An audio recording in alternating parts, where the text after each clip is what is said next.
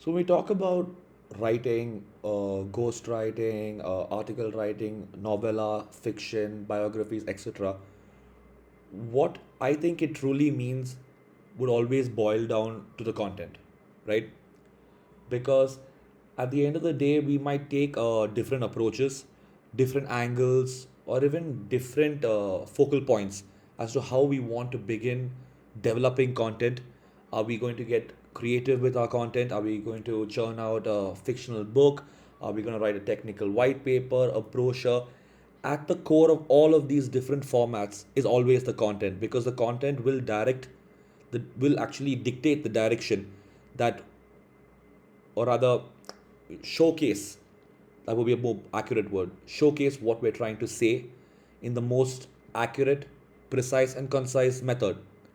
So if we are now to just look at the core, which is content, it further delves deeper into the format of the content, right? So while yes, each individual possesses his own unique style as to how they write content, certain things remain constant forever. And the first one will always be grammar, the second one will always be syntax, and the third remains style. Style is a rather broad concept, because as a writer, the fellow writers listening to this as well, I'm sure you're confident enough to say that you have your own style and nobody could mimic your own style, despite what the AI enthusiasts say with ChatGPT. Each individual has their own cognitive thinking capabilities that makes his own writing style unique. There are obviously a lot of books out there available in the market, like William Strunk's Elements of Style that I've mentioned also earlier. These books can definitely help you, but at the end of the day, it almost mimics a soul searching experience as to how you find that particular style of content and the format you decide to rely on, and the basic rules of grammar and syntax. And all of this, when you marry it together, or rather it comes together synchronously, you get the desired output. And I think that is always going to be what writing means to me. If collecting your thoughts may seem difficult, and for some others it might seem like a walk in the park, but at the end of the day, honing the soft skill of how you develop the content will pave the way towards success as a writer. And I think that has something that I think that ideology has helped me grow as a writer today. So yeah.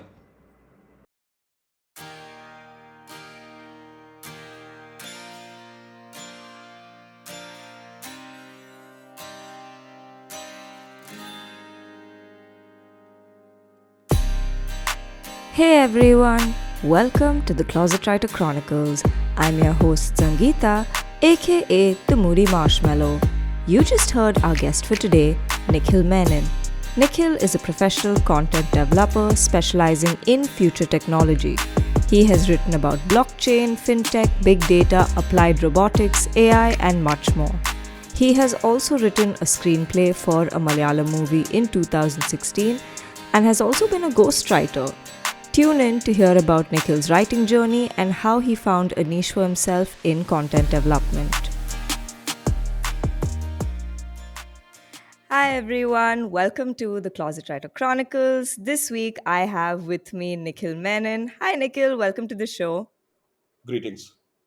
Wow, so informal, formal. I don't even know what to say that. Also, context to listeners, Nikhil and I have known each other since we were like 5 or 6. So, Yes. Sangeeta's been giving me nightmares since I was 7 till 15.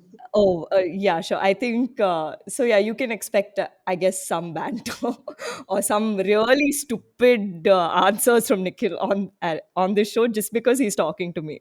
But okay, on a more serious note, the first thing I want to ask you is, what is your earliest memory of being creative, and when did you start writing? Oh, actually, that's a very good question, because I think it goes back to the past, and a past that actually we all shared, which was back in Lady Andal, right? And I think, I don't know whether you knew, but my favorite teacher in school was only this one lady, this gem of a person. Her name was Janet Roy. Yeah. And Janet Roy ma'am was always very encouraging. And I would call myself a scattered writer back in the day, where there was an inclination to be creative with words, but there's obviously no direction, right? When you're looking at a young age, third grade, fourth grade. So you're like 9, 8, 7, 8, 9, around those Yeah. ages. So I think she was encouraging because when I used to write my trash that I did back when I was 6 and 7, she was the one who actually sat down with my dad and said, Nikhil definitely has a passion, but it's just a matter of like sandpapering and molding it. So either you encourage him or you ask him to drop it altogether because somebody can go really upright with this. So think about it. That's when my dad started introducing me to books like read. If you like to write, read first. See how the greats did it. See how they wrestle with their own thoughts and put it down, put pen like words into paper, and then go for it. And that's when we all got enrolled into that Cambridge that young Oh learners. yeah. Oh yeah. I remember. But I actually took that seriously while most didn't. Same. Most were just sticking around in the campus after like 2:30. But I was like, no, I'm gonna learn something here. Especially let's start with the foundation, which is grammar, right? Most Yeah. people tend to ignore it. And if I'm sure you're on LinkedIn, right? You're very active on LinkedIn. I see that as well. You see this, it's just flooded with pseudo motivational stuff running around where nowadays writers are being encouraged to not know the language thoroughly and just write for the Yeah. sake of it. Yeah, that's good. Write for the sake of it. Write a letter to your loved one. Write a letter to a parent. It's fine. Be creative. But when we start moving into the professional world, things start getting rigid, and that's obviously what we'll dive into that a little bit later. But I think my earliest memory was just being nonsensical with my writing, Mm. but with the right direction, and of course study. And when you say study, reading the greats how they wrote, I think over time we honed that skill. But I think it really kicked off only after engineering because the suffering of BTech really pushed me to do something with that slight skill set that I had somewhere lurking in the background. Yeah. No, but so do you remember like the first thing you ever wrote, or at least the first thing you were at least like, wow, I wrote this, even if you were like 5 or 6 or whatever? Oh, okay. Yeah, I'll tell you what I did. So this is where it gets a little dicey. So I actually wrote like a short story where I think I was in the fourth grade Oh, because okay. I don't know, it was just something very personal. It was so like rudimentary. It was ballpoint pen on paper, and I wrote it on these couple of sheets, tore it out from a book, and I actually stapled it to look like a book, Oh and I wow. gave it to my dad. And my dad said, "Wow, this is a great story. You like horror?" I'm like, "Yes," because the first few books I was introduced to was from the legendary Stephen King, right? The first Okay. book, the first book I ever read was Pet Cemetery, and Okay. and trust me, if I ever become a dad, I'll never introduce my child to Pet Cemetery because that book is scarring, okay, from Oh the my get go. god. Yeah, but I liked horror, and I wrote this really vampirish kind of like a story. And my dad said two things: one, this is a great story. Number two, I know exactly where you lifted the story from. You're plagiarizing. Okay? Because I gave you that book, Nikhil. It's creative So, freedom. yeah, like, there's a difference between creative freedom and then highway robbery. I think you should learn that. But so yeah, so that's why I said dicey. But I think that's the point where you learn. You're right. If you want Hmm. to write something, be original, right? So I think that was the first thing I wrote, and from there onwards, it was either I had something new to say, or I Hmm. just didn't write. And I think it's interesting because I think from the ages of 14 onwards, I completely lost touch with writing, and I only then picked it up when I went into the workforce. Oh, okay. Yeah, because once you know what happens to us, right, when we get thrown into the abyss of like biomath science groups in 11th and 12th, I like, was no, in no, commerce, so I should have just done that. I should have just swallowed my pride and ego. I think we come from that lost generation that was still stuck in our parents' time. Like, no, science. Okay, you will only do science. You're doing commerce. What, you don't know how to read? So so, and now when I told my mom, I keep telling my mom, if I just done commerce and just done a BA honors and then maybe done an MA honors in English, maybe who knows, maybe I'd be a much more like successful writer. But then that is subject to like an extrapolated view, and we'll get to that also later. yeah. But No, yeah, but no, but that's the thing. It's really interesting because you went and did engineering, and essentially now what you are doing with your job is you're doing technical writing because you are writing about technology and data and AI and all these things and blockchain and whatnot. So it okay. kind of I ties want in, right? I want to cut you in there. I don't actually club it into technical writing because that's something I learned after joining the workforce. There is Okay. another parallel vertical in an organization called technical writing, which is a Okay. pure documentation standpoint, Oh, right? okay. So yeah, so I call myself a product marketing content writer, but Okay. for technical ideologies or technical content like that. Okay. So yeah. So that I'm not a technical writer because I don't want people to confuse thinking I'm doing other documentation somewhere in the No, background. no, no, no. I'm sorry, Nikhil has clarified this, guys. So please don't take my words seriously here. No, no, But it's a reality check for me as well, right? I'm just showing you the boat that I jumped on recently, right? Hey, get on this boat, Sangeeta. This is the real definition, right? So, yeah, no, this is why. See, this is why we have these conversations. Very educational and very enlightening.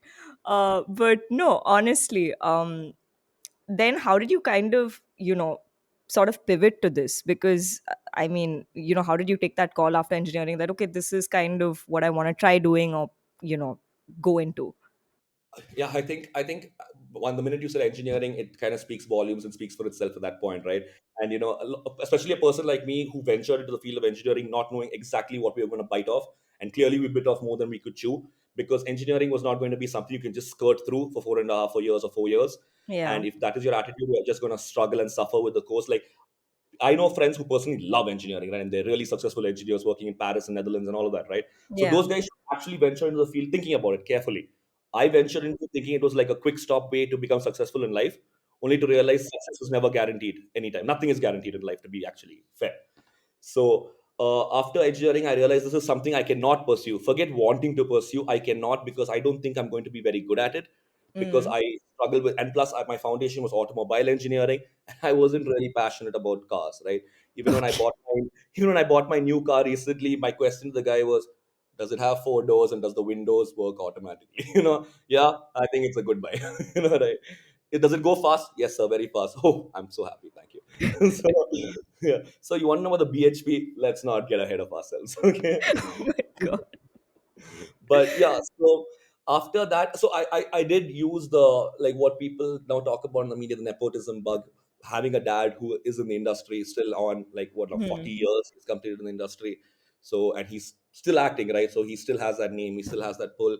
And of course I would say using that umbrella of protection that comes with a father in the industry, I got that chance. And yes, I have to be fair, yes, I probably would did get my break faster than most people do, because most writers, especially the successful ones out there, know that you really never taste success as a screenplay writer in Malayalam for at least 6 to 7 years. And here's me in 8 months, I got that project, right? Yeah. So I, Yeah, so you did a film in 2016, I know, which is insane.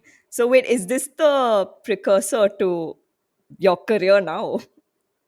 Uh, yeah, because that was the first jump, right? Where I thought, okay, I'm going to write a screenplay. But most people actually put the time, they actually go to college and learn how to Yeah. write a screenplay and churn it out. But my dad was very clear. He's like, you're all going to be the children of the internet. There's just so much you can learn online right now. Take a course or like, go and that time he knew about those companies that had started out like Coursera, Udemy. Hmm. Go, there must be a script writing course somewhere. Just go learn it, put in 6 months. If it costs money, here's my card, go buy it. And then I realized if we have the basic skill set to at least imbibe knowledge from written context, why can't I do the same? So I went Right. and downloaded the three like biggest screenplays, very complex, sufferable screenplays. The first one was The Godfather, Francis Ford Coppola's. Okay. Okay. James Cameron's Titanic. Okay. Okay, because that's a landmark movie, right? It's a very Yeah. simple story, and he told it so magnificently. So that's obviously some screenplay magic, which was a good reference point. And to be really imaginative, I actually went and downloaded Guy Ritchie's RocknRolla, which is also Okay. one of my favorite films. Okay, and that was one of the biggest sleeper hits in England at that time.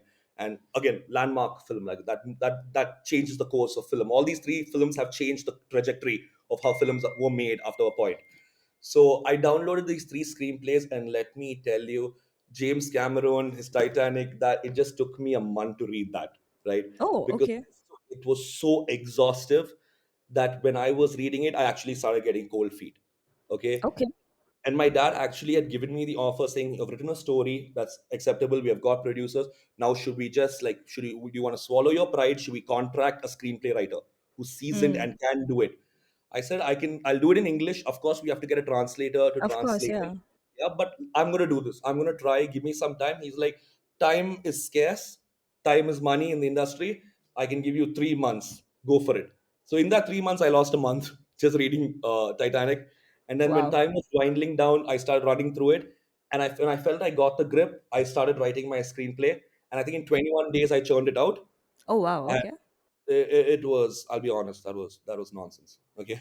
That's not how you write a screenplay. I could see that glint of disappointment in my dad's eyes, but he's like, you still have another month, try again. And this time with a clearer head, without get and every writer at some point did struggle with this, which is they get ahead of themselves when they're in the Yeah. writing process. Another, I can say, another suffer tortured writer. Yeah. On the We background, all right? go through this. Yeah. So having been there, and then finally we churned that story on the screenplay, got passed, and we made this film. And of course, I would say that I did have like maybe a selfish angle to the film, where I wanted to write something that was a little artsy, a very artistic attempt at screenplay writing, some a drama basically. I wanted emotions to weigh above the story, where the story Right. can be very simple, but I wanted that feel to come out. So yes, we got some really great actors. We got National Award winner Suraj Venyaramud. We had like Manoj KJ. We got all these big names. We had Bhavna to helmet. Of course, we did also approach other people, and a lot of people were a little apprehensive of working with a first-time screenplay writer. Fair enough, no arguments, because they were all very supportive, saying, show us what you got, and in the future we'll definitely collaborate with you again, which I guess was actually a wrong angle to go for, because I don't think they're going to pick up the call after that. But then the film came out, and having that agenda to write a film for awards, then do not go chase financial success. I, like Miley Cyrus, wanted the best of both worlds. At that point, I wanted to write something that could give me like recognition as a writer, but I also wanted something that could be very commercially successful. Sorry, those two don't often come hand in hand. They do.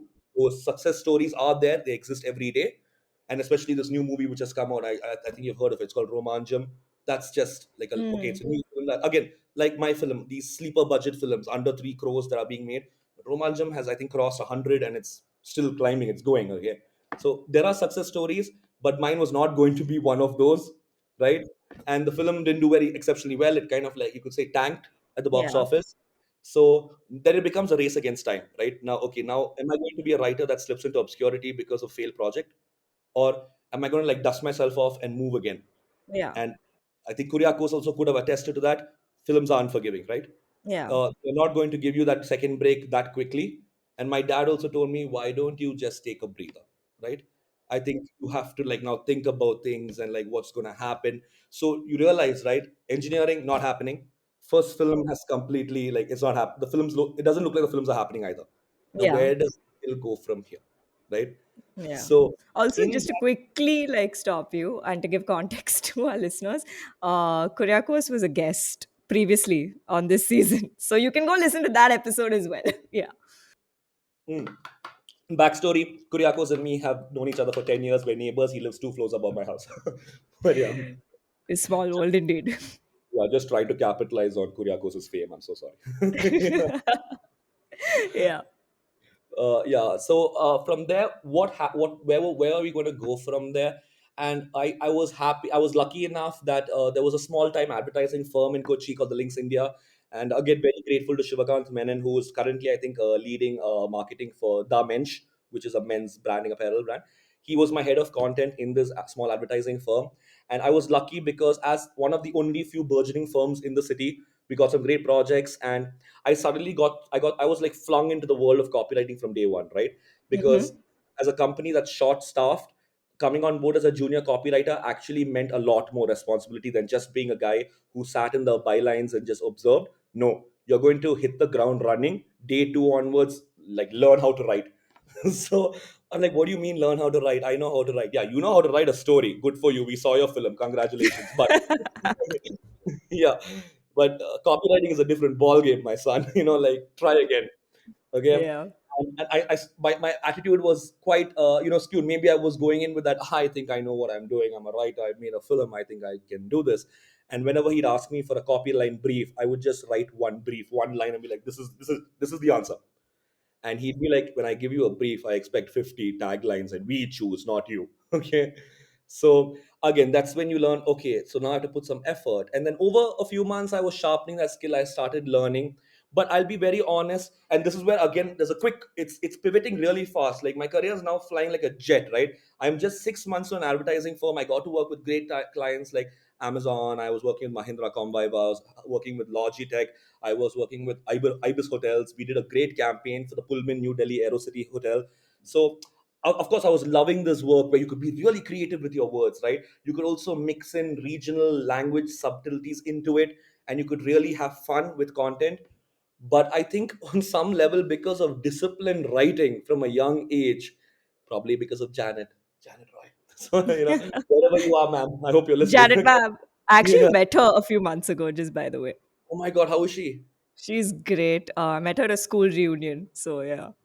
But yeah, so oh, where was I think I lost my trail. Yeah, so having worked, and I got to, I think because of that disciplined structured writing, my creative director that time, Zach, and Zach was very honest with me. He's like, yeah, you're working with some great brands, but the real brands that you're succeeding with happen to be Logitech, because you were able to understand a little bit of the technical concepts that the other non-technical writers were like struggling to grasp, and you Hmm. were just very cleanly writing copy because you knew what that keyboard did. You knew why a mechanical keyboard works better than a normal keyboard. You got the point. So maybe, like technology is something you want to explore, right? Yeah. But around that time, I had actually, on the side, as a side gig, I started freelancing, and I did not freelance ad copy. I was Okay. freelancing blog content, and a lot of blog content that was facing a talent crunch in the market at that time was B2B technical content, right? Not Okay. technical writing, just technical content from a B2B perspective. And writing about, in 2016, future tech at that time was IoT and cloud, right? Right. Yeah. So thinking about that, nobody was out there in the market, and especially they wanted someone for the cheap tier two city pay in Kochi city, right? So they were struggling to find a writer, and I was able to get these short term projects, and that started really kicking off. Where at one point, my income from the freelancing was overshooting my salary from the Oh, wow. advertising company. And in just 8 months, I took that sudden decision to like just step away from advertising and pursue B2B writing, right? Right. And I stopped freelance, and the worst part is I immediately stopped freelancing, having said to myself, it's really difficult to chase an invoice, okay? I'll be very honest, and I didn't think that was for me. So I thought, okay, maybe I should find a job in B2B technical writing. Now, who hires a B2B technical writer? And in 2016 there was not a lot of clarity. 2017, 18 actually, 18 end towards 19, now we're beginning, there was not a lot of clarity, right, Right. as to who was going to employ me.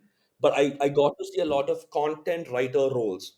Now Okay. these content writer roles kind of like stretched across an entire spectrum, right from like head out that was hiring travel writers, travel loggers, Yeah. all the way to like maybe a Cisco that required people for documentation. And that delves deeper into technical documentation. They're not looking for creative writing. Okay. So in that middle somewhere were these companies are like B2B consultancies that were struggling to find writers.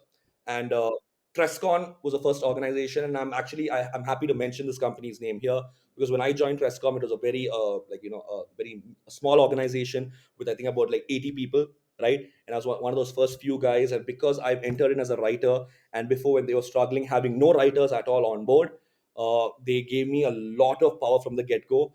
And in fact, I was hired as a content writer, but in like 6 months, they just like overturned that and said, "Content manager, just lead this, okay? Ah. Because we don't want to risk you getting an offer for just like a slightly higher pay and going. Stick around, stay around, right? I think we need you for some time, at least if not for the long run, we need you right now."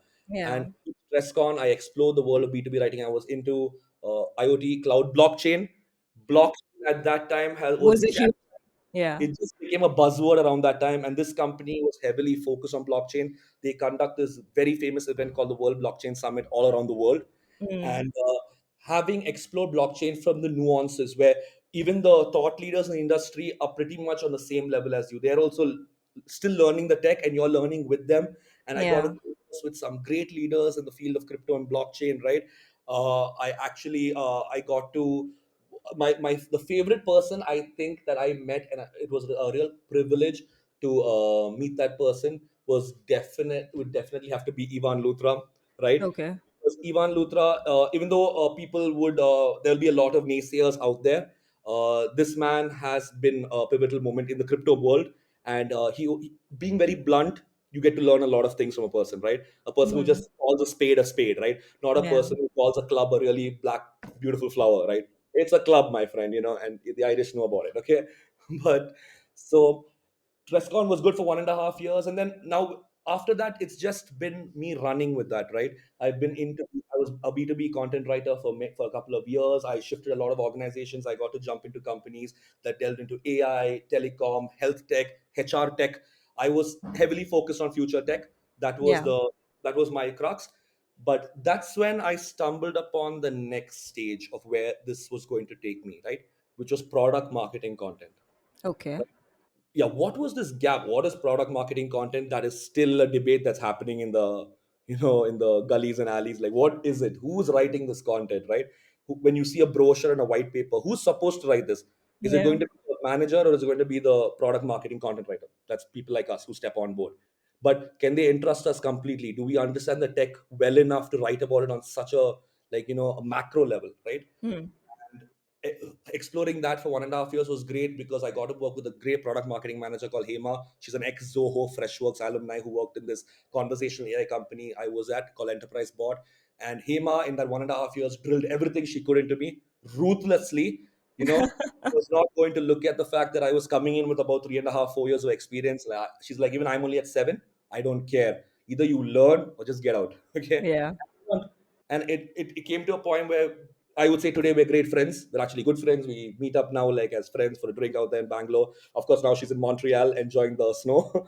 But yeah, so that's very important because these managers who will come through your life, through your career, a lot of them will rely on you.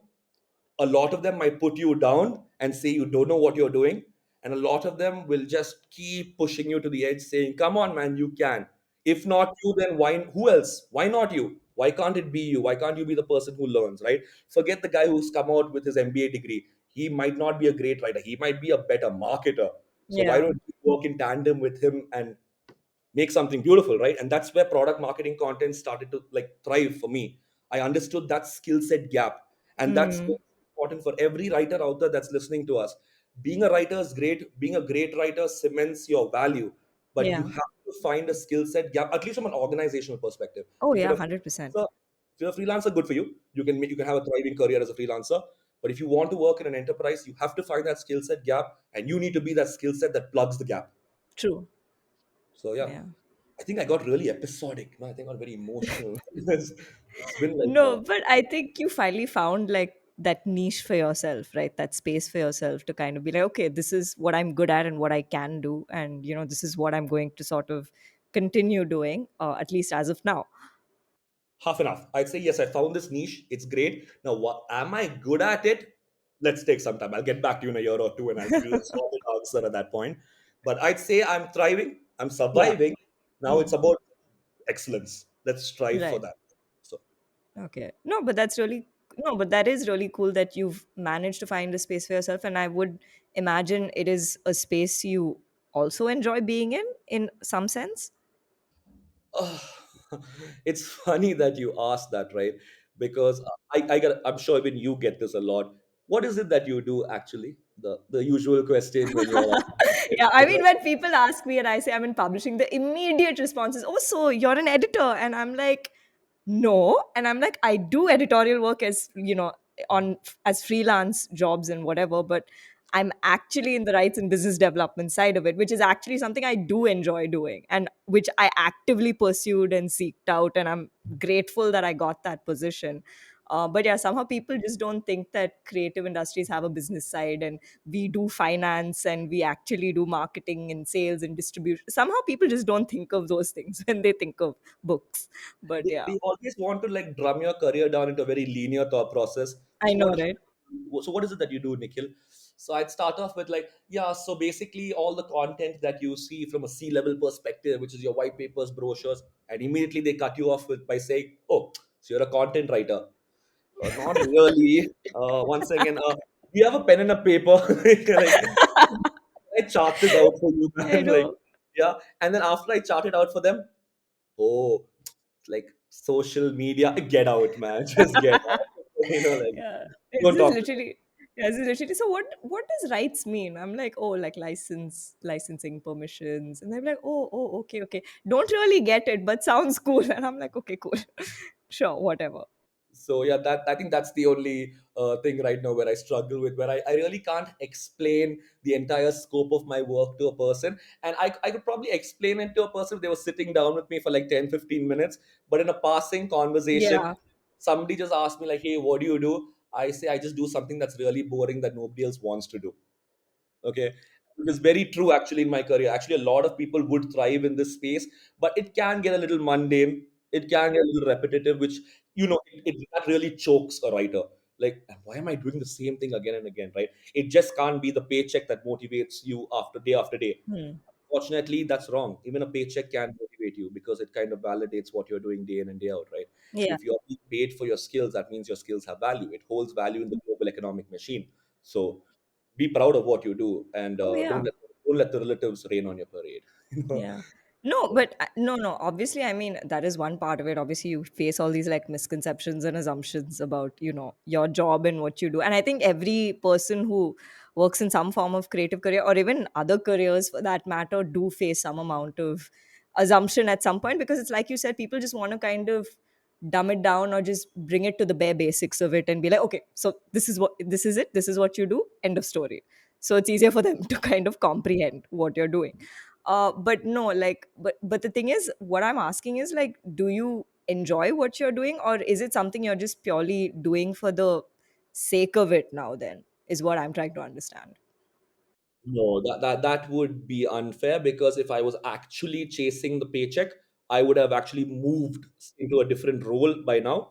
I am not. I am actually seeking excellence in the sense that I want to reach a point where if anybody and anywhere at any point is looking for this skill set, they should be like that Nikhil guy, that really tall dude who can't hide behind trees. He's taller than the tree. Yeah, get that dude, get that dude. I want at least them to remember me in that passing thought, because I was so good at my job that you respect me enough for me to cross your conversations. And that's what actually is my career right now. Moving jobs now, I don't actively actually look for jobs. It's always an opportunity that comes from an ex-colleague who has probably moved on to another organization, and if they see that skill set gap, they reach out to me saying, hey Nikhil, I think you can fill this role here, right? Mm. And I've actually moved through organizations like that. Of course, Accelerator, my current company, is a classic success story in the power of a cold email. So I had resigned from my job unceremoniously, of like after just 45 days there, because I didn't appreciate the culture that was going on there in that organization. And I didn't care whether I had another job in hand. I'm like, I'll see that as it comes, but right now I need to leave. I need to like focus on myself for a moment, right? Because these guys were like on my head. And then I just, after I took a week off, like two at least about 10 days, I just took to like let that burnout just like leave my system. I Yeah, just fired a cold email to this HR. I found him on LinkedIn, and within 3 days, I was on the job. Like the offer letter came in 48 hours, and there we were that's there. amazing. Yeah, so that's why I tell people: do not give up on cold emails, man. I Keep sending. agree. Yeah, Because all my opportunities in publishing came through cold emails, just FYI. So it's actually great. Just it's fine, because there's so many people who come up to me now and ask me, they're like, oh, how did you, break in? What did you do? And I'm just like, listen, just keep, throwing things at the wall till something sticks. Like, forget, this whole thing of, oh, I've been rejected. And you can't take rejection so personally, also. That's what I keep telling people. You have to be a bit detached and just keep trying. absolutely. That's actually the spot on attitude you should have, especially in a field where sometimes careers might not be just black and white. There's obviously a Exactly. so you have to be resilient. You have to know there's going to be a lot of times where you're like lost. You just don't know where you're going with this. Is this a sustainable career? Am I going to crash and burn in the next 5 years? Is Chat GPT going to take my job away? Yeah. All these like looming questions. It's fine if you're confident in what you do. You can upskill yourself. You can beat the AI. Do not get that. Like AI is not like Skynet from the Terminator yet. Maybe it'll get there, you know but it's not sentient enough to beat human cognitive thinking, right? So be like, just have faith in yourself, and you can do something out there. Even today, I'm not going to say that no, we are aloof, we are not going to use Chat GPT 100%. Chat GPT is a good aid, a good tool. It speeds up, it streamlines a lot of content processes that can, like, now we are much more streamlined, right? And using Chat GPT to drive content, we have been able to shoot ballpark figures for our content volumes and metrics, right? We have gone into the millions of viewers into our websites now, and that's great. This is the first time I'm in an organization where we are at 1 million views 2 million views for our website traffic, and that I've never been in an organization that has seen those kind of sky high rocket numbers, right? So it's, unless like if you work in a Google or an Oracle, maybe, but for a startup and that's scaling, so, and it's great, especially in the startup space. You get to either be a part of a success story, or you get to be an intricate cog in a failure. Depends on where it goes, north or south, but it doesn't matter. Just like go with that, right? Yeah. And I've been in an organization that, like, something told me it wasn't going right, and the minute I left, within 4 months, the company belly upped, right? Oh, wow. So I always trust my gut instinct, because like, Mukesh hasn't let me down. Yes, I call my gut instinct Mukesh, because I had an old friend called Mukesh who always used to give me good advice. So I'm like, you are now my new Mukesh. Oh Okay. my God. So I feel terrible for Mukesh, but okay. Mukesh is doing amazing in Sweden. Just FYI.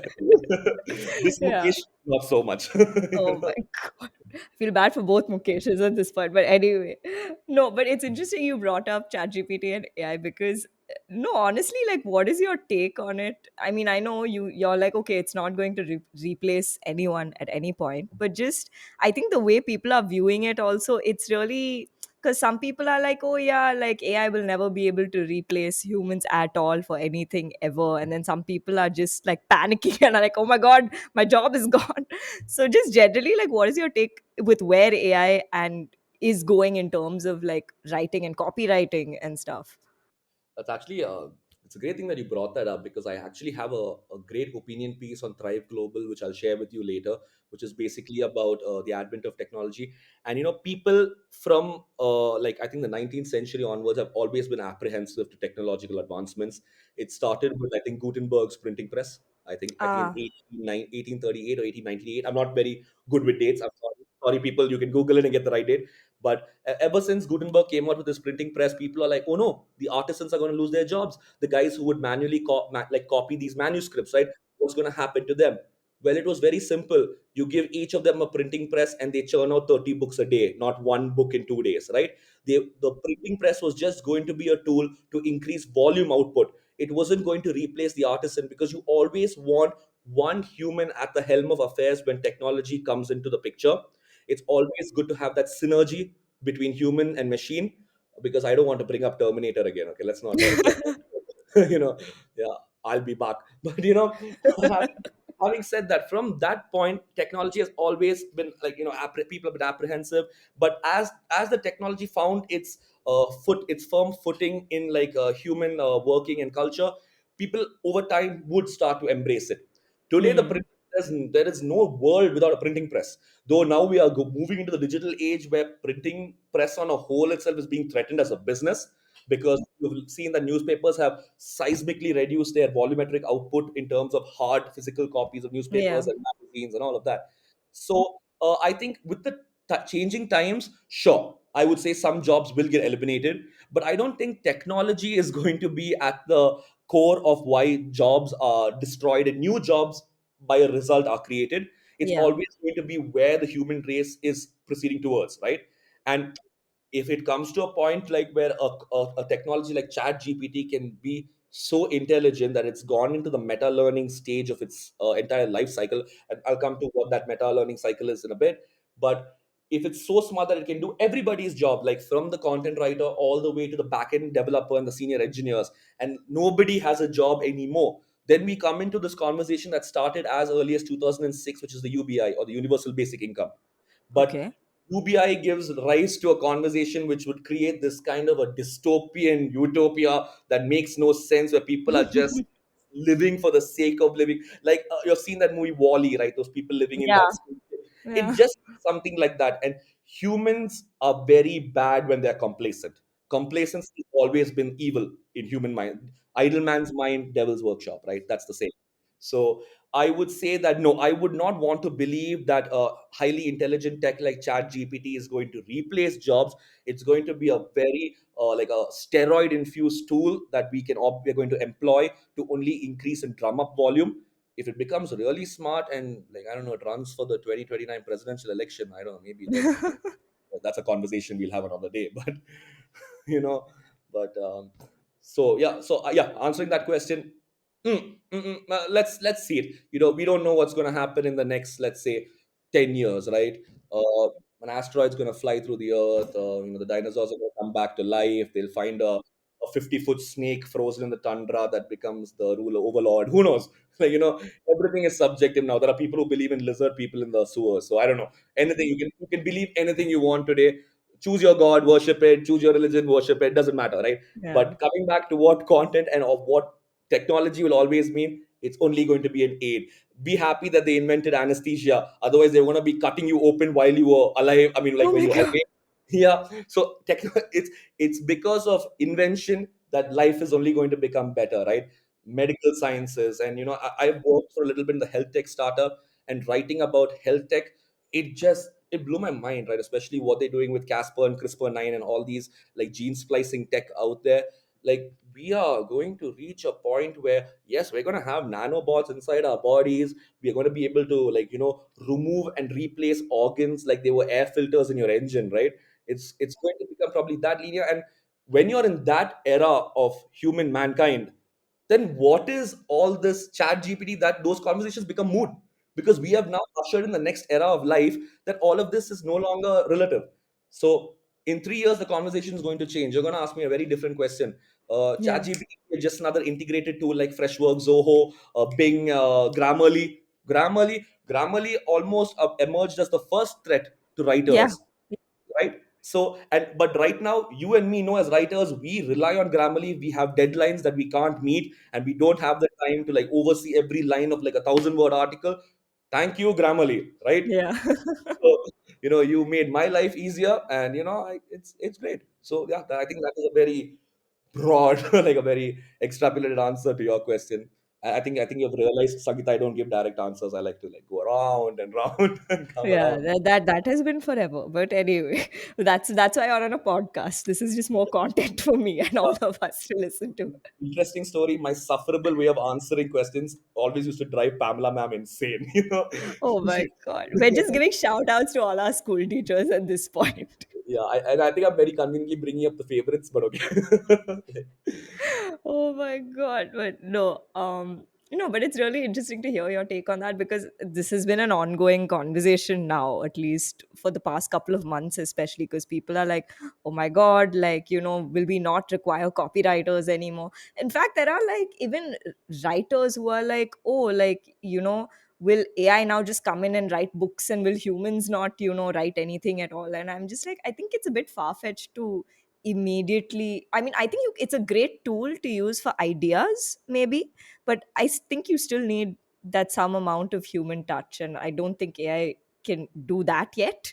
The day it does, I mean, I guess we'll see what happens. But yeah, but also kind of. I actually truly believe the tech hasn't reached that point where it can at least okay, forget technical content that we all write. Maybe that ours will be the first jobs that it displaces, fine, or maybe it becomes a very important tool. It's not going to like take over a quintessential like a fictional writer's job ever, right? Because recently, I think somebody on LinkedIn, a famous thought leader, he put ChatGPT 4 to the test, right? And he asked full-fledged novella. Now the Yeah, yeah, prompts, yeah. yeah, and the novella came out, and just reading that short story, which I think about 3,000 words, I could tell you off the bat three stories it ripped off, starting with Ex Machina. Okay. Okay. I'm like, oh yeah, AI falling in love. Thank you. I did not see this movie in 2011. Okay. There. And it took a little bit of the remnants of a Salvation, Terminator's film, as usual. And it copied a couple of the elements of Isaac Asimov's mutilation of his algorithm, which is explained in iRobot, Will Smith's film. Right? Oh, ChatGPT still relies on existent content to create its own. So that kind of like strings that thin line on plagiarism on some level. yeah. Right? True, true. How can it like take over a writer's job where a crazy guy like Stephen King can just sit down in his like his like in his backyard in Germany somewhere, wherever he lives right now, and he thinks these fantastical stories like Carrie, and like how can it like substitute H.P. Lovecraft's greatest novel like The Call of Cthulhu and all these great books, right? And I don't think AI will ever be able to think like the human mind, because the human mind does not think linearly. It's boundless. We have 1 million brain cells, so many neurons firing in different directions, that suddenly a story can do a 180 and go in the other direction, which AI will not want to do. AI will want to follow a logical approach to starting a story, giving you a middle, and then finishing it with a climax, wrapping it up all into one pretty bow and presenting it to you, right? That's not what a great author does. A great author wants you to just like turn each page going like, what the hell? Like he wants you to think like that. So I don't think so. I don't think a writer's job, especially a quintessential writer's job, is going to be fulfilled through AI. Maybe the run of the mill jobs, yes. I don't think a copywriter's job also is going to be taken over Yeah, by. even I don't think so, honestly speaking. At least where the tech is right now, right? Yeah. People bash me for this, right? They're saying you're being a naysayer, but I keep saying, like, I can be the doomsday soothsayer if you want me to, right? I can say that yes, we are going into the Skynet level, because I think it's a matter of time before the military starts entrusting AI, and I think we all know where that goes, right? So, but oh, man, yeah. I don't know. There's no definitive answer, but I don't think so. I don't think we're there yet. Let's see. Mm. Let's talk about this in, like, In 10 years, yeah, if we have jobs, no, I think we will. But yeah. alive. Let's start with that, with the pollution and the quality of food out there. Alive. Let's start with the basics. Oh my God. Wow. So optimistic. I feel like people are going to listen to this and be like, wow, what a great future we all have in store. Yeah, like what happened to this dude? Like who hurt this guy? Like, Oh my God. So, okay, also to kind of pivot, I know you've ghost written articles as well. That's something you've done. So what is your take on ghostwriting? Because I feel like that's again something there's a lot of debate on, just in terms of, oh, is, and sometimes there's even like a negative connotation associated with it, like, oh, is it ethical? Is it, you know, is it really fair? And there are a lot of things. So, like, what is your perspective on ghostwriting? yeah, so that I think that's a two-pronged approach to looking at it from the ethics perspective. Like, yeah, so most of ghostwriting does exist for the thought leadership space, and the seesaw moment is like, yes, when you're reading content from the thought leadership perspective, you want to hear from the thought leader. You want to hear what he says. You don't want to hear what the ghostwriter has to say. But the ghostwriter is just merely a person that's been contracted to do the heavy lifting, right? Yeah. The when I used when I've ghostwritten about 3 articles before I stopped, and all three, the people who I was writing it for, they gave me a detailed brief of what they wanted to say. So yes, the wording and the tone, it's definitely Nikhil Menon. If you read that, sure, agree, because I can only write from how I think, but the words that I'm saying and the perspective I'm putting across, that's theirs, because that is set in guidelines and their brief, and I cannot stray from Hmm. there. So there, I think it's more of like, again, a paid contractual aid, right? Right. But now, when you go into ghostwriting for personal work, and let's say, I think one thing that has always plagued the industry from, I think, the 90s has been the music industry. And a lot of artists have been like, fingers have been pointed at artists saying this person used a ghostwriter to write this song.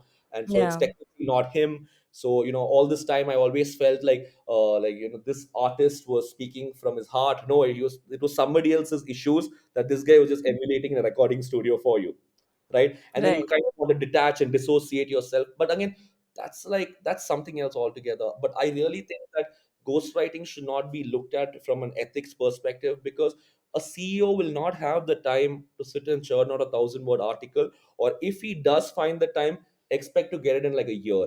Okay, that's the amount of time he can dedicate for this, right? Because if you see CEO calendars, forget the CEO, just go 4 levels above where we stay, the directors, their calendars are chalk blocked for the entire week. I have squeezed in 4 minutes and all in between in a day to just get in a word with my VP, right? Because they're booked. Not only are they doing their vertical work, but they are a part of important like fundraising discussions, go to market strategy. They're all over the place. And then Yeah. in that chaos, you want them to write an article, a blog for you. Sorry, that's like the lowest rung in their ladder. They're not going to Yeah. come to it that soon. So at that point, you rely on someone, right, to actually do the heavy lifting, and that's your ghostwriter. He's going to come in, and if he's an established writer, he's probably going to do a good job. And some thought leaders are not good with putting their thoughts into words. They can give you like rough bullet points, but they're not writers. They were not trained to be very exhaustive with the way they write something. If they had to write the blog, they'll write it in 4 lines and give it to you. Like, that's it. That's all I had to say. We tend to get very flowery with the language, and we can just drone on for like 1,000, 2,000 words, right? Do more research and beef it up. So no, that's not an ethic. I don't think it's an ethics game. But Hmm. I think from a career standpoint, there is one negative connotation that comes with ghostwriting, as in I would not suggest you start off with ghostwriting early on in your career, Yeah. because an ethical ghostwriter will never share the content that he has written for someone. So you will not have much of a portfolio to show anyone. Yeah. It'll become a conversation where you will have to tell that person, just trust me, I wrote that. I can't show you, but I wrote it. You know, and that's moot. Nobody's no sorry, that doesn't exist in today's world. Seeing is believing, right? In any aspect. So yeah, from a career perspective, think about it through. I also did ghostwriting, I think maybe like 2.5 years into my career, where it just became a monetary perspective, right? Right. It's good money. Okay. I was not even a seasoned writer, so I regret it these days that I actually did not charge enough, because at that time, what I thought was I was quoting a very heavy price. I'm like, I don't think they're going to pay me this amount, right? And they ended up just paying those amounts like it was just a pebble in the beach, like it's nothing for them. And now, when I actually learned how much ghostwriters were making then and are making now, my God, I want to go and rewrite that invoice, man. But yeah, but so that I think that's very important. Get your portfolio. To every writer out there, have a portfolio, have something to show, right? You have Yeah, to be able yeah, to yeah. prove your skills, right? Don't expect people to trust you. Nobody's going to trust you. We have come to an era where we can't even trust family, right? So why am I going to trust you, man? So or girl or everything else. Yeah. True. So then, okay, at this juncture in your career, do you think you'll ever go back to film? Is that something you think you'll ever do? That question makes me want to cry. I'm Okay. sorry. Oh my God. Because it's something I think I face every day, because that is the glorified version of being a writer. Like, you can be there, you can become famous, you can make money, you can like rub shoulders with stars. I would say that most of the time when people ask me about, like, are you ever going to go back to films and become a screenplay writer, some of them, at least most of them, are asking me that question from that perspective. They want to know, why aren't you going back to that field? You have a father who can help you climb faster again, and now that you have established yourself as a writer on the corporate side, people will take you more seriously, so maybe you should try again. But I'm like, can you not hear your own question? I have established myself somewhere else, right? It's going to take a lot of guts for me to put everything of that's going on right now on the back burner and on hold, and now dive back into films. And that's where I'm standing at, right? I'm not it's I can't even say I'm at that juncture of the crossroad. There was a juncture, and I've teetered off into the other direction, where I can still see the other road, but unfortunately now it's slightly sneaking away from each other. No, but I think that, no, what I'm asking is So what I'm more. saying is, it involves a massive U-turn, just getting back to the junction and going again. Because trust me, balancing a corporate writing career with writing a screenplay, not gonna happen. Maximum, I'll have to take a sabbatical and like Yeah. sit away from work for 3, 4 months to churn out a screenplay, because I've been struggling with that for the last 1 year. FYI, this is something I don't tell people. I've just been doing it on my own. I've been trying to actually make that comeback, but trust me, I wish I can show you my Google Cloud. There are at least 12 scripts left halfway, because I either get detached from the story, I no longer believe in the story midway that I'm writing, I lose confidence in the character, the plot, or sometimes I'm just lost. I don't know where I'm going with something. I don't have the time to finish it. The recent one is the victim of that. I don't have the time to visit it again, and eventually I'm going to lose stock of what I was writing, and that story is going to be gone forever. That's obviously going to be a fear, because when you're concocting stories from the top of your head, don't live in the belief that it's going to stay there forever, because your mind is Yeah. constantly firing. You'll forget that story in a heartbeat. So I don't know, man, Sangita. I wish I had a straight answer again for you, but unfortunately it is something that I wrestle with. And yeah, sorry. Like, no, No, but I mean, no, because obviously, see, it has remained. See, if you don't want to go back to it, that's fine. That's like your personal decision. But is it something you feel like you definitely want to try again, if not anything else? no, actually, it's not that I don't want to go back to it again, but I don't know. Like, either it's maybe it's a lack of confidence because I got burnt the first time I went Yeah, around, right? yeah, yeah, I told you the critics were so brutal with me, Sangeeta, right? yeah, They didn't even bother to give that consideration. They just went for it. They're like yeah. newcomer writer, very evident. So many mistakes. We can see it right there. Okay, definitely has some chops, but needs to learn some more. And that's what I took from that. Needs to learn some more. So I still need to learn a little bit more. I have to make my stories a little bit more human. I don't know, Mm, something that's relatable to the current generation. I know maybe I can't write stories that would have worked in 2005.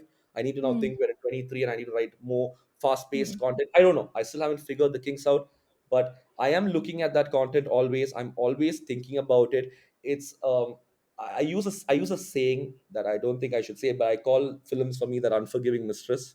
But Okay. it's there. It's something that I love and I'm passionate about. But unfortunately, I'm married to the current career, right? you know, Okay. you know. That's hilarious. Okay then. Yeah, anyway. So, okay, again, sort of shifting gears, I want to ask you about, artists, writers, and just content that's kind of stuck with you throughout the years. Especially, I think when you are a creative, or actually, you don't even need to be a creative person for this. I feel like anyone, while growing up itself, I feel like there'll always be some piece of art or content that kind of sticks with you or influences you or impacts you in a certain way. I know for me, one book that's always kind of stuck with me, especially as a kid and even now, is Little Women by Louisa May Alcott. That's one book that I don't know, I just keep going back to. And that story is something I just keep going back to. Interestingly, I have to mention another thing. There was a book that you gifted me for my 11th or 12th birthday. I don't know if you remember this. I don't think it was your idea. I think it was like your mother or sister's idea. It's called The Broken Flute by Sharada Dwivedi, Oh, which is that's my another dad. book. Had to Huh? be my dad. It had to be my Okay. dad. Yeah, Yeah. I loved that book. That was again another book that really stuck with me. So, what are the kinds of, content that's stuck with you? Again, can be books, films, TV shows, music, anything. Oh, okay. Oh, you just made that question so damn tough. Okay, you opened up too many like I avenues as know. to what No, could but possibly. like just, because the reason I ask this is because sometimes there are like certain, writers or stories that really like hit you and you're like, oh my God, this is just going to stick with me for a really long time. Or then you kind of realize that these are the kind of stories that do stick with me and that I do resonate with. So that's why I usually ask this question. Beautiful question. That's lovely. Okay, well, I think from the get go, let's approach each of these roles one by one. Okay, in terms of literature, right? Yeah, I'm sure there's so many greats that we can talk about, but I think the book that I can say unabashedly is something that always sticks with me is going to be every single thing that's written by H.P. Lovecraft and Stephen King. I've Okay. always been a horror fanatic, and even in the film category, horror is my go-to genre. I think I've seen maybe over 800 horror films from all languages. I span across. I Wow. see Finnish, Polish, Korean, Thai. One of my favorite directors is Rocky Soraya. Try and catch him if you can. Great Okay. director. But moving on from there, so Stephen King, the way he used to write these books, right? It doesn't matter whether it's believable or not from a realism perspective. He's going to give you a story that makes you think and makes you push that boundary as to what horror can be. Horror doesn't have to be an entity, it can just be that unnerving feeling of dread. That's what he said in an interview, and it just stuck with me, right? And it made me respect his books even more because Carrie is not scary as a book. Oh, that rhymes. But Oh God. Okay. yeah, but it's just that unnerving sense of dread throughout the book. Even Pet Cemetery, there's nothing scary about that book. There's no ghost, there's nothing that comes flying at you from the window, but you just feel very disheartened or like unnerved at the end of that book. Like, what just went down, right? And I think that's the same thing with H.P. Lovecraft because it's a very interesting story. He was another tortured writer like us. I think he started writing in the 1870s, and Okay. one of my favorite books of his, I think that might have been his first. I could be wrong. People can correct me, but I think it was the Necronomicon, otherwise known as the Book of the Dead, right? Okay. And writing about touchy subjects like that, the thing from the beyond, that story of his, which is about interdimensional travel where creatures come through a wormhole in the 1890s, nobody was going to buy that. So this guy used to just stitch these books, these hand woven bound books, put them in baskets, ironically like the Malayalam writer Vaikom Basheer as well. This Ah. guy would go from doorstep to doorstep pitching his book like, hey, buy my book, right? And nobody would buy these books, and H.P. Lovecraft died in abject poverty or starvation and all of that. And it's a very disheartening story because 50 years later his books have been inducted into the literature congress, right? Like these Hmm. books will go down in history as a pivotal moment, but unfortunately, like Van Gogh and all these guys, they had to die in poverty because nobody saw that vision then. They were born in the wrong era, simple as that, right?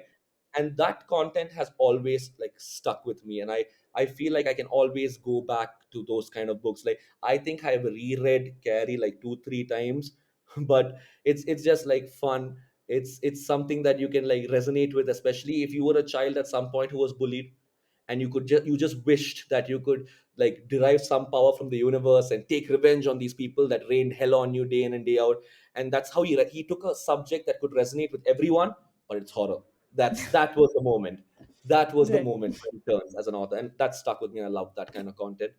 But when you come to TV shows, and we have been blessed in the era with great TV shows, I think nothing will hit me, haunt me, or make me feel like I don't know what's going on. Is The Sopranos. The Hmm. Sopranos has been one of the greatest series ever made. A great writer, David Chase, right? And one of the greatest actors of that time, James Gandolfini. And I'll tell you something. So, The Sopranos, that final episode, which is called Made in America, I rewatched that episode, I think maybe 10 times in a year or maybe even more. If I'm bored and I'm just sitting down one day, I'll watch that episode because you know why? There was room for him to tell you so much, but he walks away from this series not telling you anything at all. Spoiler alert, an emotional spoiler alert. I'm not going to tell you what the story is, but I'll tell you what you're going to feel when you walk away from that series finale. You're going to be like, why? Tell me more. I want to know. And that was the feeling he wanted to invoke in you. He wanted you to just know, oh God, it's over. It's over. That's it. And it was the greatest thing. It was a part of my life. And luckily, like people in the back in the day had to wait 6 years to watch the entire series. I was able to watch it in 2 months, right? Just watch 6 seasons, and it's long. They're really long, an hour long episodes. So it takes time, and it can sometimes be a little tough to sit through some episodes because it borders between the mafia and drama, and he has married these two very different stories. Mario Puzo tried it with the Godfather, but it always stemmed down back to what the mafia was. But that's not what the Sopranos was. The Sopranos was always ever going to be a family drama that was Hmm. woven around the Chicago mob that was dying out in the early 2000s. Like they were losing power. So that's a very, very interesting take. You're not going to show somebody at the height of their power. You're showing a person that's getting defeated because the system's getting stronger. Legalities were cracking down on the mafia, and that push and that pull. It was 6 seasons of a roller coaster, right? And that will never, because if I want to write something, I should aspire to be as great as that series, because you go to anybody who has watched The Sopranos, and the first thing is they're going to lean back and tell you about two episodes. One is the finale, Made in America, and the other one was called Unlimited Free Parking, where a series favorite met its end, right? So Hmm. it's, yeah, that's from that perspective. From TV shows, there it is. That's The Sopranos. Everybody, go watch it. You're missing out, okay? Like, go catch it if you haven't already. If you have, welcome to the club, man. So yeah, but and but from, I think, from a written perspective, as somebody who wants to fine tune their writing skill, let's just go back to the textbook basics. William Strunk Jr., Okay. the elements of style. He was, I think, a professor at Yukon, Pennsylvania, or something like that. And he wrote the foundation of how writing styles changed, and that's where it gets very important. When you look at rudimentary grammar, it is archaic at best, right? Right. And I'll tell you why. I want to I want to believe that, no offense to what's going on with CBSC and CRT and all these guys that are like struggling with their think tanks to make the textbooks better every year, but I think that somewhere along the line of what the laws of grammar and written English was, it has been lost through this, like, year to year conversations. Yeah. Because I'll tell you something, and I think you might remember this. It's something that even, unfortunately, even our teachers back in Lady Andal had told us, that you never start a sentence with the word and. Yeah. Oh, You've I heard that? remember this very clearly. Yeah. Yes, and that is utter nonsense. And I'll tell you why. Okay, this concept of not starting a sentence with the word and actually comes back down to the 19th century, like catechism classes, where the Catholic schools where they were teaching students how to write. They used to take grammar classes for them as well, to make sure children under the age of 9 do not stray away from the point. You do not start a sentence with and, so that you can't go off. You can't say and this also happened and you go off. Yeah. Was just to keep children in line for written context. It was not a grammar rule, it was just a thumb rule for discipline. Okay. How did Interesting. this become the grammar standpoint? That's because nobody went down and actually found the origin of this art. I don't get into it because it makes me cry, because I've had arguments, I have fought with management people in organizations saying, you know what, your knowledge is coming from what somebody talks about in the local chowk, right? This not starting a sentence with the word and is just, it was just created one day out of thin air, just to imbibe discipline, right? Like I remember, I think in school they also never used to let us experiment with the colons and semicolons. Yeah. Yeah. Like, try not to, because why do you use a colon? Why do you use a semicolon? Can change. Hey, forget it. We are now in the era of the dash. Yeah. M dash, It's N dash. Yeah, it's just a dash. Okay, forget the colon and semicolon. We'll arrange its funeral later. It's dead. It's just a dash these days. So I'd say, if you really want to always hone your skill, this handbook called The Elements of Style is something that will never go out of style, because he explores the English written language from a perspective of audio and what just makes sense. You will come away from this after reading that book knowing everything going forward has to be a gut instinct when it comes to English, right? Because at the end of the day, a language was created out of nothing. Yeah. So the laws were only created from things that made sense. So, yes, while the laws of grammar are rigid, there are breaks in these laws, and you have to just find these breaks to make the language more interesting, more like beautiful, like the canvas, like throw your paint on the canvas and see what it throws up. Maybe not like that exactly, because some rules are rigid, but you have to question these stupid status quos that are being put out there, because it's something that was drummed into them from a young age. The person was telling me that do not start a sentence with and. I'm like, I want to find the person who told you that and slap that person first. Okay? And then I'll come to you. Okay. Okay. First, let's start at the grassroots level of punishment. Then we'll come to you. Okay. But yeah, so that's what I'm saying. And that I have been challenged. Yeah. I have been I have been asked to, like, either do it, it's either their way or the highway. Do not start a sentence with and. But trust me when I tell you, I think I'm stubborn. I'm stubborn as they come. Of course, having grown up, I've become maybe a little less stubborn, but stubborn nonetheless. If I don't I know about that, but okay. Yeah. Well, I'm ready to listen nowadays a little bit more, at least a little more, not too much, but it's that inability to accept things that I know is wrong. If I don't know, I will accept your perspective, because I'll be like, okay, I don't know, you're telling me, so now I'll know. But if you don't know, but I know, trust me, I will make sure you know by the end of it as well, right? And that was that whole 6-month battle I had with an organization about starting a sentence with the letter and. He would keep telling me, don't do it, and I just keep doing it, till he backed down and found out the answer himself when I shared him the reference material to read about the history of the word, I mean, this whole concept. And finally, it was able to dawn upon him that, oh, oh, like, it was a realization moment for him as well. Great. Everybody walks away from this entire fiasco smarter and wiser. So great. Yeah. No, but that's cool. And then that's, I think, where I think things that have stuck with me. And then if you have to get down to the basics, I would say I enjoy a good fiction novel from Sidney Sheldon now and then. It's like Oh that. my God, that's my mother. Yeah, I don't want to insult him because he's a great author. Actually, I think it's a pen name, if I'm not correct. If maybe I'm incorrect. Maybe there I'm is a guy not called. sure. No, no, I'm not sure. I. Yeah, I've read somewhere that might be a pen name. I'm not sure, but yeah, but he is like what you call the junk food. It's great, it's tasty, it's really nice to read. It's not something that you should use as an inspirational like benchmark, but enjoy an author who knows how to give you fun stuff, right? It's like what Chetan Bhagat does in India as well. Yeah. He Yeah, he yeah. Oh, doesn't yeah. It doesn't I'm want to sorry, mess. I enjoyed reading Two States and 5 Point Someone. Thank you. I actually just reread Two States a few days ago when I was on like I had a 2 day wellness leave. I'm like, you know what? I haven't read about Arjun Malhotra and Ananya, what is that Ananya something? Those two characters. I haven't read about it. Those two characters stuck with me for a long time because he took this concept of intercultural marriage and Yeah. just made it fun because that's exactly how it's going to be. It's two people who don't know anything about anybody about each other. You have, and it's still today, even to this day, I have so many North Indian friends, people who I'm very close to, and they're just so mesmerized by what we do, and I'm equally mesmerized by what they do. Like, I've attended a marriage and I'm like, it's 3 o'clock in the morning and you guys are doing this. Like I'm the one who complain, hours start at maybe 6 a.m., but you guys are like going backwards, Yeah, starting but at 2. ours are, it's only like 5 minutes. Okay, Malayali weddings are literally 5 minutes and we're done. Yeah, exactly. And I went for this wedding and the fair hour started. I was like, hey, how long is this gonna take? He's like, 3, 4 hours. I'm like, 3, 4 hours. Like, Yeah, I what? know.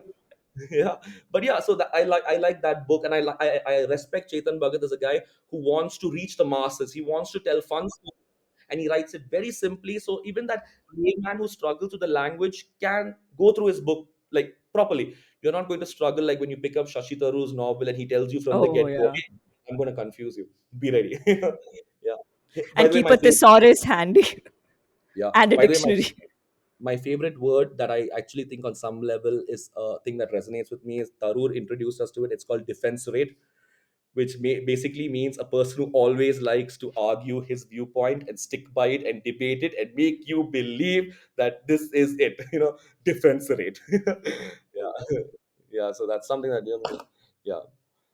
So yeah, I think that answers that question because these are these first things that would always come to my mind. If probably we sat down for a couple of hours, we could dissect it even further, look at other content that has Yeah, of probably. course.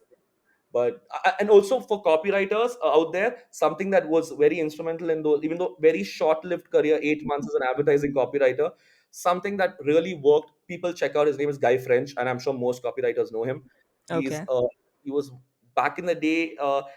I think he led all the greatest agencies of the world that you can think of. Ogilvy, and before it was called Ogilvy, Benson Mather. So he used to lead all those content initiatives there before he moved into becoming $1 million like consultant. Like if you wanted him on your campaign, you're going to shell out big bucks, right? Because he's Guy French. And if anybody wants to know how talented he is as a copywriter, a person who again pushed the status quo, check out his XO beer copy. It is Okay. something that blows your mind. Where I'm very sure they gave him a banner with a beer image and they're like, write 2 lines of copy. And he said, no, here's 9 lines of copy. Yeah, he used to write copy that was so long, saying, if it's interesting, a person will read it. If you're writing, Hmm. if you're writing just generic nonsense, you only have 6 words to tell them what you want to say and move on. But if you're writing great content, he's the only guy who, in the form of advertising, they used to run 1,000 word articles about exo beer, and he used to Wow. just pile in. He'll make you laugh when you're reading this entire article.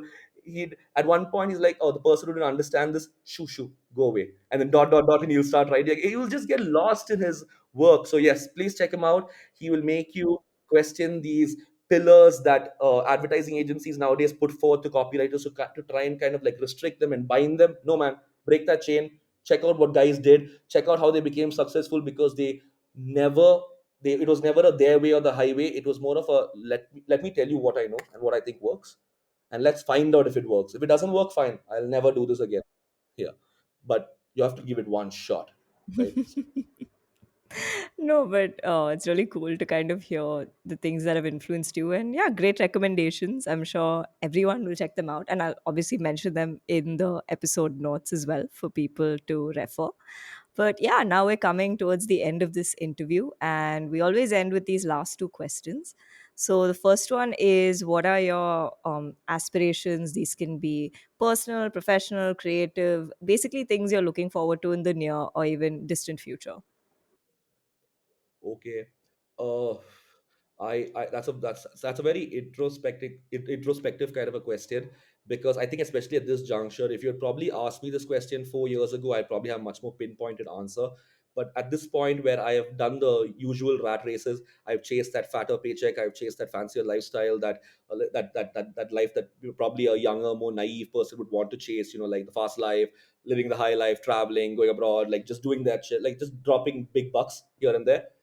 But I think somewhere along the line, you realize that yes, money might fulfill a lot of things, hands down, Yeah. 100%. Oh, yeah. Yeah, go money, like go that. But then on some, I don't think that's going to be something that I would want to chase now going forward, because I've been able to prove that yes, I can make money. Now I need to, in the content perspective, I need to prove that I can do the things that maybe I initially set out to do and maybe set out to achieve. It's not just movies, by the way. I also always wanted to write a book, and I Okay. always want to write a fictional book. I do not believe in being subjective with my work. I want to write fantastical stories, like like if I maybe like an Ad Astra in like a novel form. Who knows? Something that can just be like, wow, that's unbelievable, but great work. Yeah. So that is definitely going to be one of my aspirations going forward. Like I'm currently living a phase where I've named it. I've taken inspiration from the Jonas Brothers documentary. It's called Nikhil Menon, Chasing Happiness, and what is happiness? Second question. Wow. Yeah, so that's Hmm. going to be what I'm going to do, and that's an aspiration from there. Personally, I have learned that from a personal view front, you cannot really actually have a life of too many aspirations, because I've learned that aspirations are good, aspirations drive the soul, but aspirations are also a source of dejection and maybe a lot of heartbreak in your life. So I would always recommend, take it as it comes, man. Like, don't calendar your life. A lot of people love to put a lot of order and structure into their life, saying, when I'm this is going to happen, when I'm this old, that's going to happen. That's great. Set those goals. Nobody's telling you not to, but do not live your life geared to those personal goals where it could be either detrimental to actual growth, Hmm. or it Yeah. could just be like, it could be something that doesn't let you sleep peacefully at night, because I've seen goals do that to people, right? So I don't think personally we should take anything from a goal perspective. Let things happen. If you say that, okay, I want to be married at 35 and I want to have settled down by then, oh, that's great, that's fantastic, that's a good way to look at it. But do not start kicking your life into gear thinking that the deadline at 35 Yeah, is what I'm yeah, trying yeah. to do. Yeah. Yeah, for sure. Go at about it organically. I have a friend, she's very close to me, and she always says this to me. She says, let things happen organically. You might actually find a little bit more happiness in organic success. And I'm like, wow, okay, cool. That's great. And she's right. Nowadays I am just taking everything organically, and I'm a little bit at peace, because I realize we don't really have a lot of control. And if you're Yeah, a we person don't. and believes in God, then you should know that free will is a myth. So so either way, when you look at it, it just Okay, gets then. yeah. So that's an answer to your question. Yeah. Yeah. Okay. So then the last question, which I guess in a way you've sort of tied your answer in with this, but I'm still going to ask it if you have anything else to add. What is a piece of advice or learning you'd like to share? And again, this can be personal, professional, creative, whatever. Basically, something you've experienced and you just wish people were aware of. Um, I would say two things to people out there. One thing is, if you're chasing success, that's great. But do not belittle the people around you, because they might not be chasing it at the same pace you are. And I have seen that throughout. Like, a lot of people who, like, I had friends who, when I was still in the industry, like just starting off, those small paychecks, and there are already people crossing that lakh a month is always your first benchmark, right, in your career, before you move into the 2 lakhs and the 3 lakhs and the 4 lakhs and the 5 lakhs, wherever you want to go with your life, right?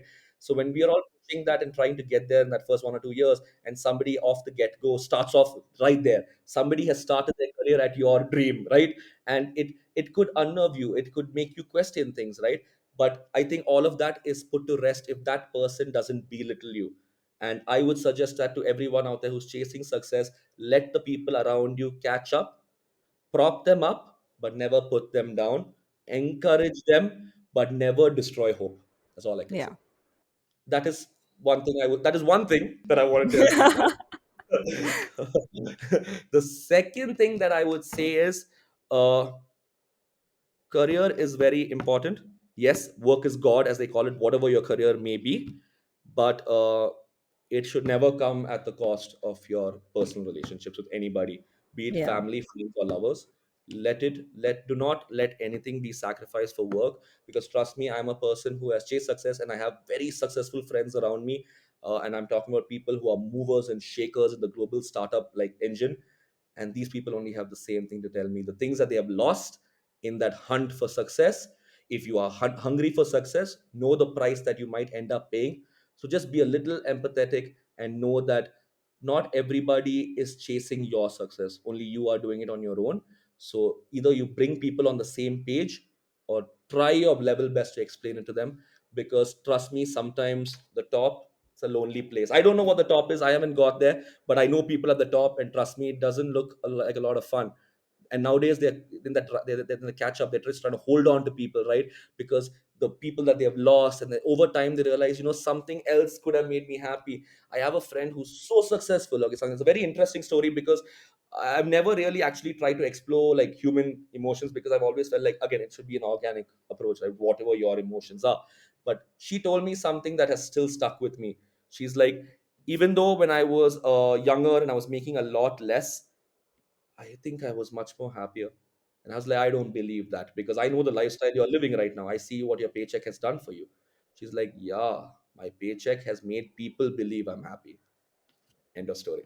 That's it. Wow.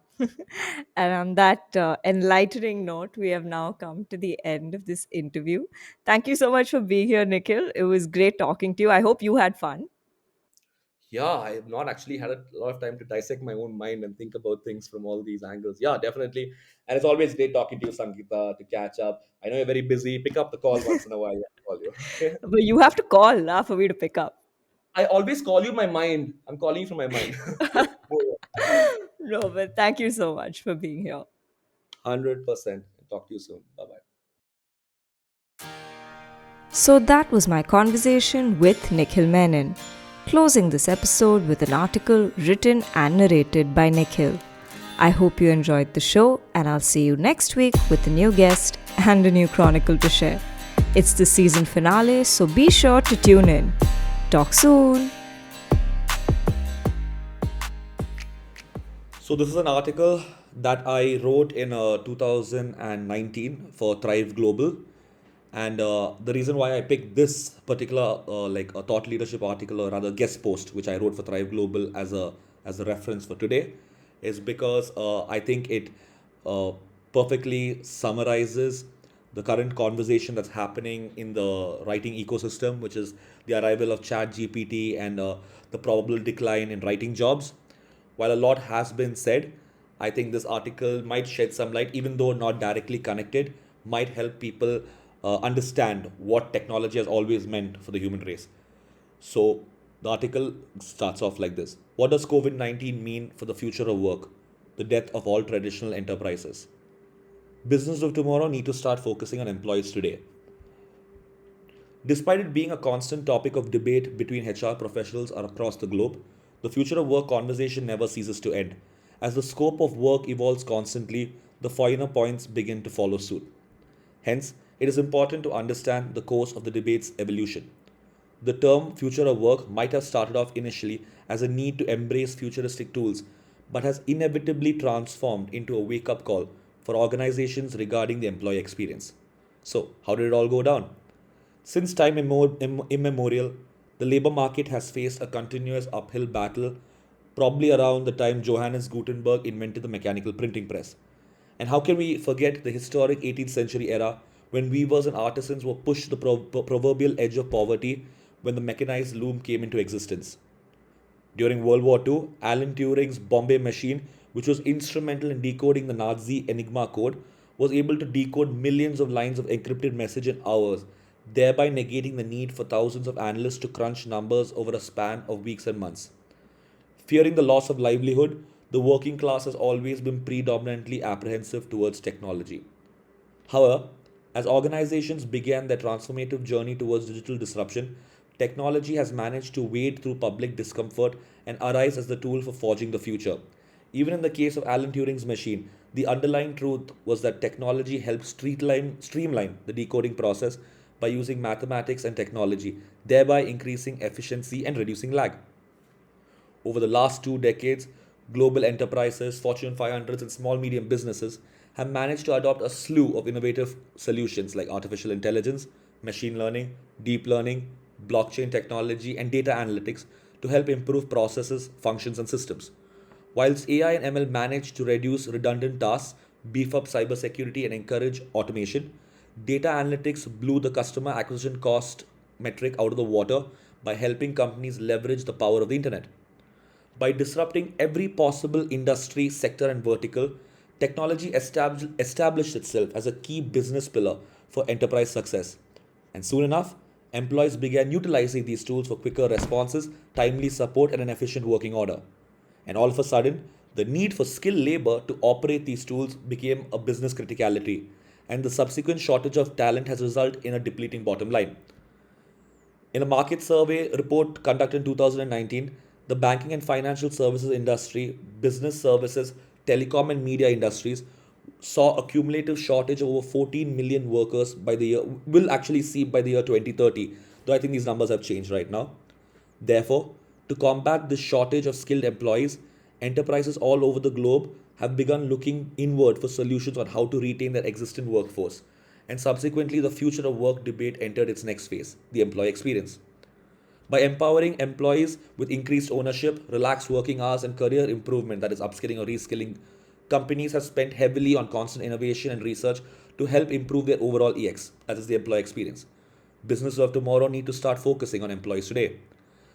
However, the outbreak of COVID 19, the coronavirus disease, sent the world of business down the rabbit hole, as it has brought about an element from the debate that most organizations have shied away from, remote working.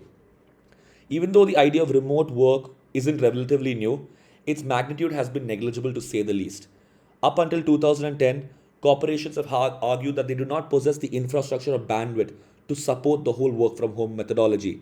Yet, with the advent of better monitoring tools and improved connectivity, that argument has been silenced. Companies rarely entertain the idea despite its proven benefits surrounding employee well being and mental health. Remote teams only existed for operations that deemed it necessary, with the rest of the workforce confined to an institution's four walls. With the contagious disease spreading rapidly, every single enterprise, conglomerate, and Fortune 500 has been forced to shift to a remote model of work for prolonged business continuity. Employees are now forced to sit at home and work in an attempt to slow down the spread of the disease. Companies that had given the idea fair thought were surprisingly ready to combat the onset of a mandatory remote working model. However, lesser prepared organizations were sent scrambling for solutions to keep the lights on. In conclusion, the very crux of the debate constantly changes, mandating a requirement from enterprises to innovate and adapt. Archaic systems and practices are being ushered out of the door, and more sustainable working models are becoming the regular norm. This is helping employees focus on other interactive practices, spend more time with family, balance work and leisure, and dissolve the exertion that accompanies long commutes. COVID 19 has truly become the death of a traditional enterprise.